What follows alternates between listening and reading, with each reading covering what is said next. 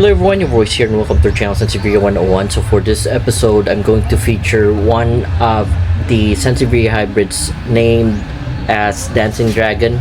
And this hybrid came from Suwon Unyamani Garden in Thailand, and perhaps it's the Pramote brothers, or perhaps one of part of their family members who did the cross for Dancing Dragon. Also, it is one of the hybrid Sansevierias that is pale green in color, or in other terms, or as other people would describe it, it is silvery in color. But for myself, I would refer to it as pale green Sansevieria. So there are other silvery hybrids or pale green hybrid that came from Thailand, and this is the first that I am featuring. That is because this specimen is long overdue, and it needs a larger pot. So definitely needs a larger pot. The pot size is currently only at I think it is 8 inches. This is an 8 inches octagonal pot, so definitely this specimen needs a larger pot to grow with. So right now it is in a pot that is smaller compared to its size. That is why this is how it looks like. I'll move backward so that you can see how large Dancing Dragon is. So this is Dancing Dragon. There are also other Dancing Dragons that are prettier than what I'm showing you. In fact, I have neglected the specimen, and I've decided, because it's already long overdue, it has been neglected, I have to transfer it to a better spot wherein it can receive sufficient rain, and that eliminates time and effort for me to go to it and water it myself. So it is highly stable, unlike the ones that you will buy in the market. And I would say that it is safe for me to transfer it to a pot and leave it in a roofless setup wherein it will receive rain whenever it does, and that, like I said, eliminates time for me to water them myself, because they will naturally receive rain. So like I mentioned, this specimen is was neglected. It's not as plump or stout as I expected to be. In fact, some of the leaves are curling inwards, or they're curling up. That is because there are pests present on them, and I'm also giving you some tips while I'm doing this. So when you think that the plant is not in optimal health, it might be that there are pests that are trying to get nutrients from it, or trying to compete for the nutrients that it gets. So you can see that there are some aphids.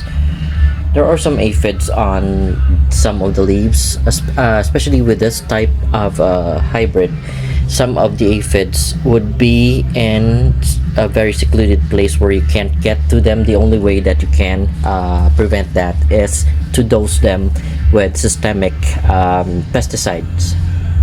Those are the granule type, wherein each time you water, the plant will absorb them, and then the plant itself becomes poison to the pest, and that solves the problem of pests which you can't get your hands into. So here are also another example of mealybugs or aphids that are on this plant. That's why I said it's long overdue. I have to transfer it, and I'll have to take care of the pest on the pot. So folks, I'll be right back, and I'll show you the location where we're going to transfer it. We will have to prep the location, the pot, and I'm going to transfer it to a very large pot, perhaps a 12-inch pot or 14-inch pot. Later on you will see where it will be transferred. So like I mentioned, this Sansevieria Dancing Dragon is thinning out. It's not as fat as I expected to be. That's why I'm doing something about it for the plant to recover. Plus, the pot is too small for the size of the specimen already. So, folks, we'll be right back, and later on we'll discuss more about the Sansevieria hybrid that is called Dancing Dragon. Alright, folks, stay tuned. Alright, folks, so this is where we will be transferring the Dancing Dragon. That's how it looks like, and that's how large the pot is. There's also another pot on the other side. This one's a clearer view of where we will be transferring, but I will be transferring a different Sansevieria on this pot. Going back to where we're going to transfer the Dancing Dragon, we'll have to get the other pots away from the space so that we can work with it. So folks, please stay tuned again as we will be prepping the location where we are going to repot the Dancing Dragon. This is how it looks like on the top portion. So it's going to receive rain naturally when it does, and it will also get sufficient sunlight as well. So please stay tuned as we will be working on the location where we are going to transfer the Sansevieria Dancing Dragon.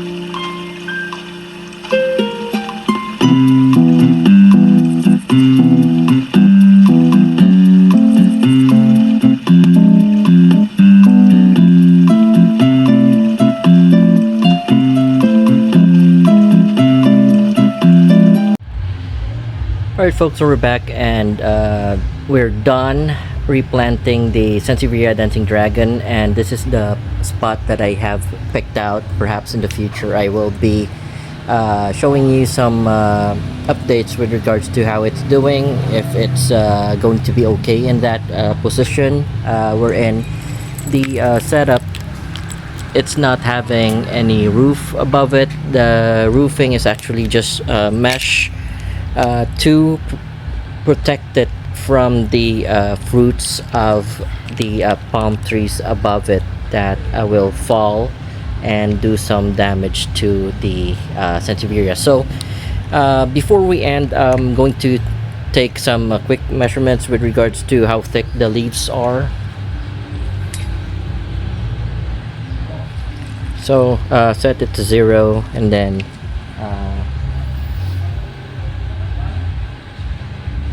alright, so the leaf would be at around 15.7 millimeters, 15.7 millimeters, and the focus is not cooperating. I'm sorry about that. That's how the leaf width would measure. The leaf is not fully cylindrical, so it's like a U shape and chunky leaf. So it's not flat, it's not cylindrical. It looks like cylindrical, but it has leaf canals, and I think I was measuring the width. I might be able to measure the thickness of the leaves.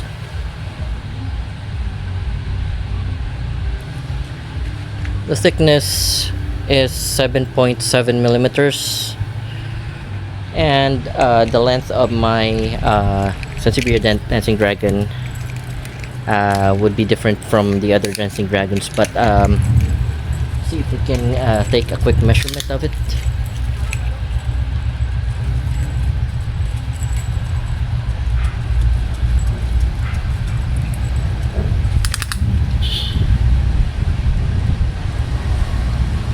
Kind of hard to position with just two hands working, so we'll do it as such. And the leaf length, I would end up measuring it at 24 inches. Some would be at 23 or maybe 20 for the leaf that is still juvenile, and then the older leaves, when I got it when it was smaller, that would be around 10 to 12 inches, and then the longer ones when it matured would be at 24 inches.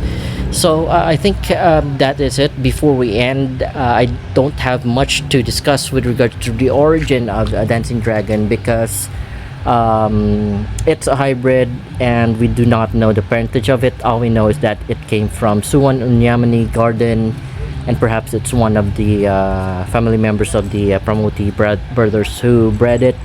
There's no records of the parentage, like I mentioned, so I have less to discuss with regards to the origin of Sansevieria Dancing Dragon. Nevertheless, this is how it looks like.